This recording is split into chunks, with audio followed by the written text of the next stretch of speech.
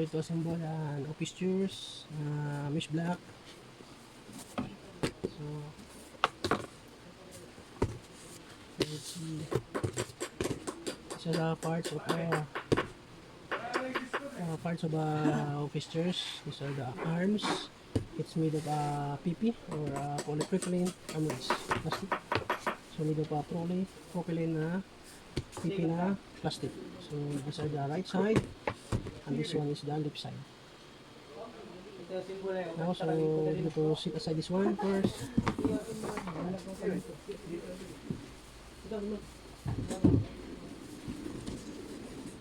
Next is this one. This is our citrus here. Ito sa board. And this is na citrus sa part ng material. So made of fabric mesh block. This one. Thickness is almost 2 inches. And it's fabric block. Fabric mesh block. So this one is the citrus. So sit aside.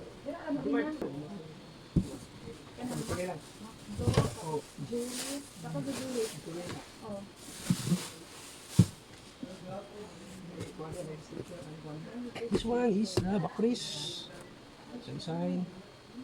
And still it's fabric mesh. This side is the plastic. And this is the side at the back.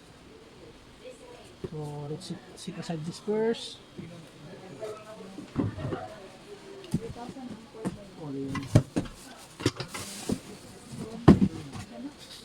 So this one is what we call, this one is the mechanism for the head plate, and this one is a NAM. So the function of this is tilt or tension of your chairs of the office chairs. So if you want to tilt your chairs, you want to clockwise this one, twist it clockwise. If you want to loosen this one, you can counterclockwise this one, this one NAM. So let's sit aside first, this head plate or the gasket. Okay. Next my friend is this one. This what we call, this one is a Starbase. Look, it seems like a Starbase star. So this is a Starbase, and it's made of nylon plastic. So here, and it's supposed here, my friend. There's holes here for this one. So this one, my friend, we call this caster. This one is the caster, my friend, and we need to put on here like this. It's very hard. Maybe like this, my friend. It's a 5 caster. Like that. So you need to like this, my friend. So do what I do. Just follow my video. Like this. Follow to the end. Okay. And now, my friend, done. And next is this one, my friend, is the black plastic. Plastic, this one. And the function of this, my friend, is the up and down of the chair. So the gasket. So we need to put it like that. And it's done, my friend. And then we need to sit aside this first.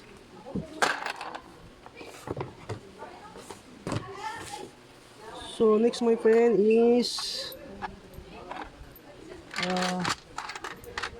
bolt for the accessories.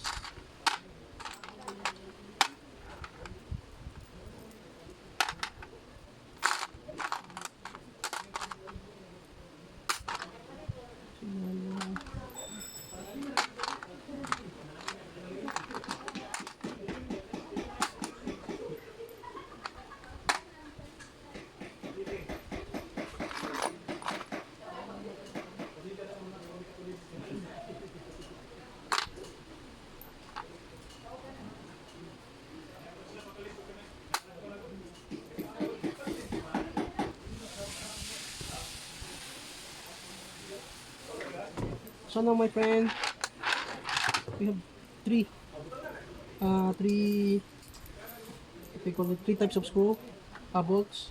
The 20 mm goes for the mechanism or the head plate, and the next one is the 25 mm goes for the back of the backrest bolt, and 4 pieces 25 mm goes for the citrus of the backrest. So now we'll start, my friend. So my friend, this is now our backrest, and as you can see here, there's a tin nut here installed, and also here. Now this is the backrest, this is the design. Now we need to connect the arm, my friend. So first is this,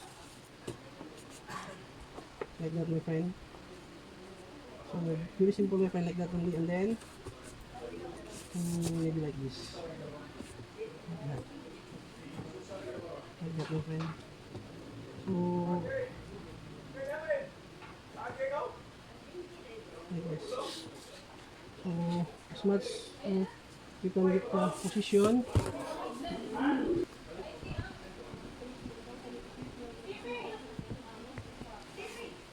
So now my friend, we're going to screw the 20 mm here at the backrest. So like this, like that, like that. So now we need to bolt this like this. And we need the gun. Like that. Like that only my friend, it's very simple. Also this other side. If you don't have any gun, you can use Allen.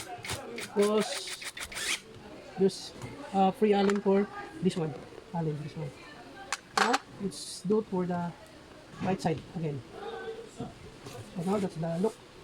And here's the other one. It goes for the right side. Like that, my friend. Like that. See? Like that, my friend. So, it's very easy to install, to assemble a office chair, my friend, with this design of that chair. With this kind of design. Like that. And then we have another one. The last one for the backrest.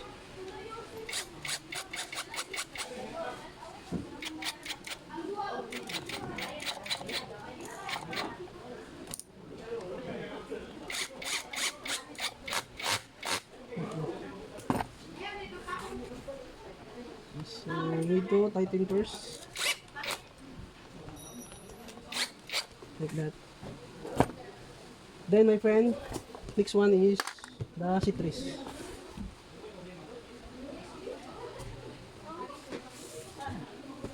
So, my friend, this is now our citrus. So, this is the front. This one. Here. This is the front here portion, which is bigger like here. So, now, need to connect it here, like this. Like that. Make a split, like that. And going to like this, like that, my friend. So here, my friend, there's a screw here. Here you can see here a holes, and we're going to go like this. And we need the bolt, the measurement of the bolt, my friend, is 25 mm, 25 mm rather. And it was very to assemble, my friend. Very easy to assemble. Now,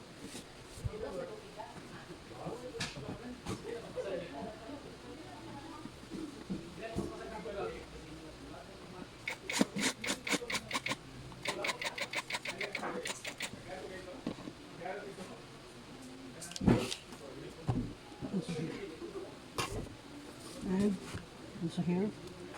Now, my friend, you need only a bolt and a washer for this one.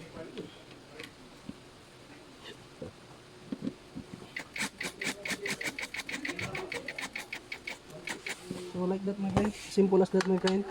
So another one, washer and a bolt for this here. Then you need to tighten the screw.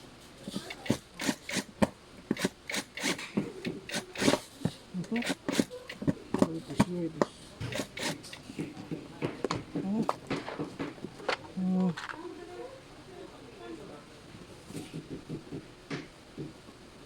Right here.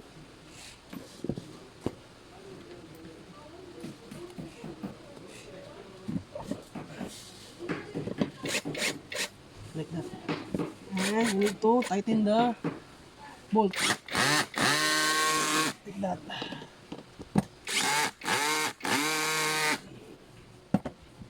So here.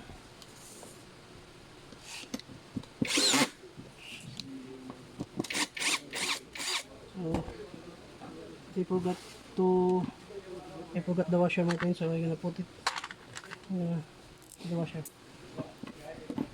Like that.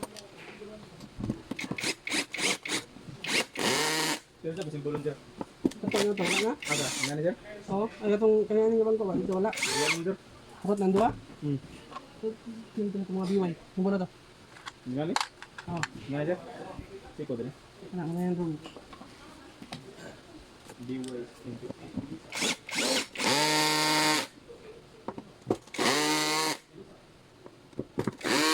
Okay, like that.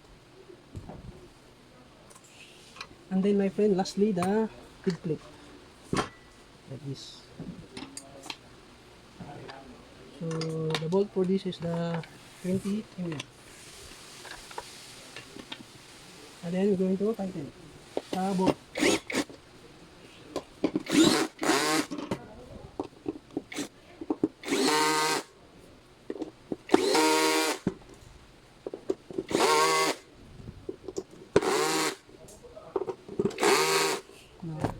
So my friend, also here, so it's done. This one done, head plate, and going back to here. So we need to tighten here, backrest.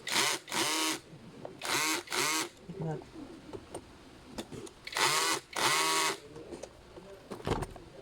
And also here.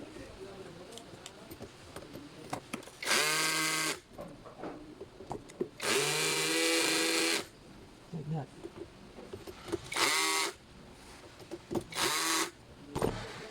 Now my friend, it's done. We need to cover it in order to, you cannot, the screw cover.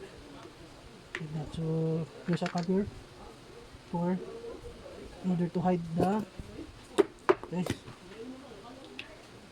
I think, maybe one more. That one. Like this. Also this one. Also here. So this is it.